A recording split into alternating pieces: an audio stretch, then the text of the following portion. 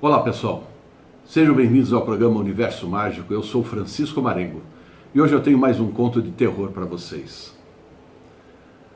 Vocês acham que o diabo só ataca a camada mais pobre da população? Que os demônios só atingem os mais ignorantes? Pois eu tenho a dizer para vocês que não. A história que eu vou contar hoje é de uma família da alta sociedade brasileira, desses socialites que aparecem em toda a mídia, capas de revista, jornais, televisão. Você quer saber mais? É logo depois da vinheta.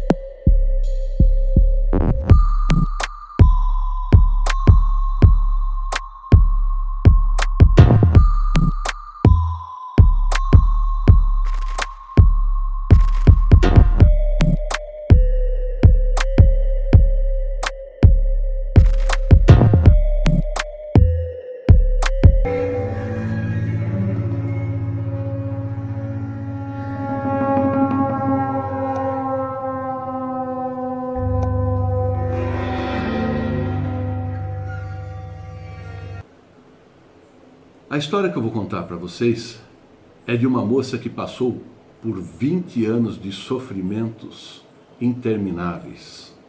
Ela foi acometida por forças terríveis, sobrenaturais.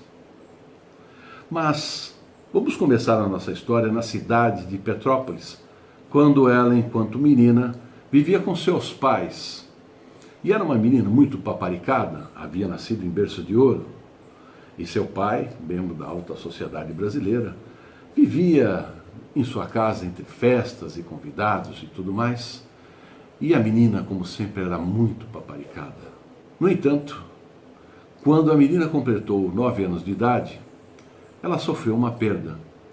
Seu pai fora vítima de infarto fulminante.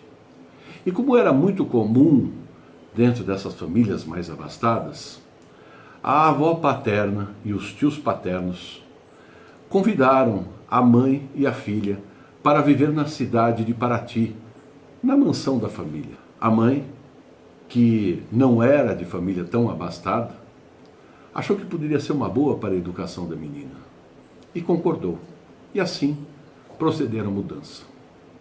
No dia em que chegaram na casa, uma casa muito ampla, maravilhosa, cheia de obras de arte e tudo mais, chegando no aposento, a menina confidenciou para a mãe que não estava se sentindo bem e que não queria ficar lá. Mamãe, vamos voltar para Petrópolis, não quero ficar aqui, estou com medo. E a mãe falou, não se preocupe, minha filha, isso é por causa da mudança, fique tranquila, não é nada demais. E a menina se tranquilizou. Porém, essa aparente tranquilidade terminou logo à noite, quando a menina começou a ter pesadelos terríveis e começou a berrar e chamar pela mãe. E a mãe foi acudir a menina, inclusive na primeira noite, todos os familiares foram até o quarto para ver o que estava acontecendo. Bom, daí para frente as coisas começaram a se avolumar. Pois se não bastasse os pesadelos, a menina começou a enxergar entidades demoníacas que se aproximavam dela. E berrava, e gritava, e ficava aos prantos. E a família começou a ficar preocupada com a menina. Até que num determinado dia, logo pela manhã, a menina bradou pela mãe. E a mãe, chegando, viu que o corpo da menina estava repleto de marcas, arranhões, hematomas.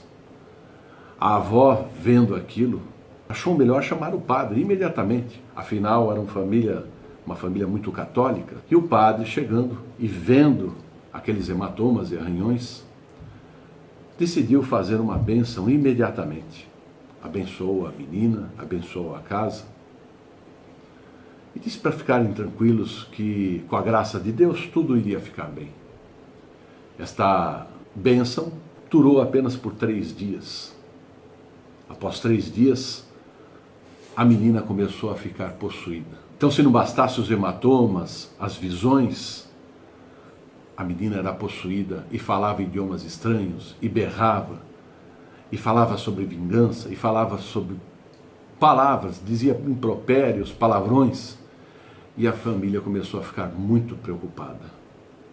Como ela bradava e gritava muito à noite, a família resolveu contratar 2 enfermeiras, 2 freiras enfermeiras, para cuidar da menina, e resolveram mudar ela para um quarto mais afastado da casa. As freiras, que cuidavam da menina, ao mesmo tempo rezavam dia e noite, e encheram o quarto de cruzes, água benta, imagens de santo, mas nada daquilo parecia fazer efeito. Quando chegava a noite, a menina era possuída novamente. A avó, cansada daquela situação, chamou novamente o padre e pediu se ele poderia tomar alguma providência, fazer algum tipo de exorcismo. E o padre, vendo aquela situação em que a menina se encontrava, resolveu relatar o caso ao bispo, para que ele desse autorização para realizar esse exorcismo. No entanto, o bispo negou. E o padre nada pôde fazer, senão, pura e simplesmente, continuar fazendo as suas bênçãos. Isto parava por um tempo e daqui a pouco voltava. Só que o tempo foi passando. A mãe da menina adoeceu vendo a filha daquele jeito, se tornou alcoólatra e em um determinado dia resolveu deixar a casa. Deixou, se casou e foi embora e nunca mais voltou. E a família, tendo que viver com a menina naquela situação, continuou sua vida como se nada tivesse ocorrendo. Davam festa, tocavam música alto, para evitar que alguém escutasse os gritos da menina. Afinal, eles não queriam nenhum tipo de exposição. Aquilo poderia ser ruim para a imagem da família. Não estavam tão preocupados assim com ela, senão com eles próprios. E resolveram isolar ao máximo a menina. E o tempo foi passando, anos e anos, 20 anos se passaram. E nós nos mudamos para a cidade de Paraty. A avó, que conhecia alguma coisa de espiritualidade, ficou sabendo da nossa presença. Afinal, a nossa fama nos precede. E nos chamou para ir até a casa dessa moça. E nós fomos. Chegando lá, entramos no quarto, e aquele quarto repleto por cruzes e tudo mais. Começamos a empreender um trabalho de banimento, mas não sem antes conversar com as entidades que estavam presentes. E foi constatado que, enquanto a menina estivesse lá, o que a entidade disse, ela estaria sendo atacada, que ela tinha que sair de lá, porque aquela menina era membro de uma parte da família em que houve um litígio num passado distante. Fizeram um trabalho de magia negra, de alta magia negra, destrutiva, com a parte que a menina pertencia, e, portanto, aquela entidade queria vê-la fora dali, e que se ela saísse dali, estaria tudo resolvido. Nós comunicamos isso à família, falando, enquanto ela estiver aqui, vai ser complicado, vocês tinham que tirar, vocês deveriam tirar. Mas a família não queria nenhum tipo de exposição. Eles não queriam que soubessem que havia alguém possuído na sua casa. Isso seria ruim para a imagem deles. E eles negaram, absolutamente, falaram que isso estava fora de cogitação. Então, todas as noites que a menina começava a passar mal, ela nos chamava pelo nome e a avó nos mandava nos buscar. E a gente ia lá, empreendia alguns banimentos com os nossos aparatos mágicos e fazíamos aquilo que a gente podia, mas sempre, de uma certa maneira, o tio, que não gostava muito, não deixava que a gente fizesse realmente um trabalho como deveria, um verdadeiro exorcismo, para poder afastar aquela situação que estava atingindo a menina. Em determinada noite, em que a moça estava muito nervosa, ela começou a mexer na cama de um lado para o outro. De repente, a entidade, possuindo a moça de vez, começou a falar impropérios para a enfermeira e a cama começou a tremer. Enquanto a cama tremia, as amarras de couro começaram a se soltar. Uma das freiras saiu correndo em direção à avó para pedir auxílio, enquanto a outra partiu para cima da menina para tentar segurá-la. Só que as amarras se soltaram, e quando elas se soltaram, ela lançou a freira de um lado para o outro e escapou do quarto e saiu correndo pelo corredor. Enquanto ela corria, ela ia destruindo tudo que via pela frente. Os funcionários tentaram segurá-la, mas da mesma maneira, com força descomunal, ela lançava facilmente os funcionários para longe dela. Dava safanões, brigava, arranhava, lutava como um animal feroz. A governanta veio para cima dela, tentou segurá-la. Ela lançou a mão em cima de uma faca que estava em cima da mesa e enfiou no braço da governanta. E começou a ameaçar as outras pessoas. Os seus tios, outros familiares começaram a chegar perto para tentar segurá-la e ela estava partindo para cima do tio no exato momento em que nós chegávamos na casa. Estávamos munidos com as nossas armas mágicas, apontamos a espada na direção do espírito e falamos as palavras de exorcismo. Imediatamente ela começou a tremer e se desvaneceu ao solo. Assim que ela caiu no solo, o tio falou: chega, eu não aguento mais, façam tudo o que vocês puderem fazer para que eu quero ver ela livre desse problema de uma vez por todas, eu não aguento mais. Aí pegamos a menina, levamos até o quarto, prendemos novamente as amarras e iniciamos o ritual de exorcismo que já devíamos ter feito antes. Naquele momento em que iniciamos o ritual, a entidade possuiu novamente a moça. A moça tentava se soltar das amarras, mas nesse momento os nossos espíritos guardiões já cercavam a moça e seguravam ela na cama.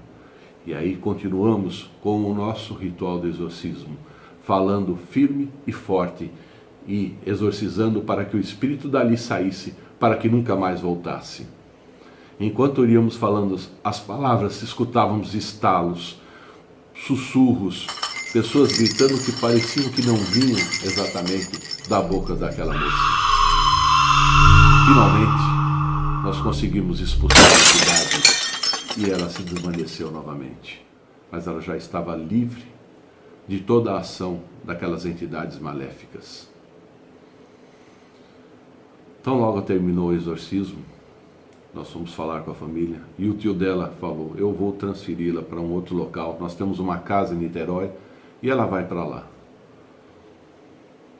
Bom, a casa ficou livre também da ação daqueles espíritos maléficos. E por 3 vezes enviaram até helicóptero para que a gente pudesse ir até a moça. A moça começou a melhorar a sua saúde e, para nossa surpresa, do 3º dia, disse que queria voltar, inclusive, a estudar. Claro que haviam sequelas que eram evidentes, afinal 20 anos de reclusão não era uma coisa tão normal assim. Mas a julgar pelo que ela tinha passado e o estado que ela estava agora, a gente pôde verificar que havia sido uma grande vitória.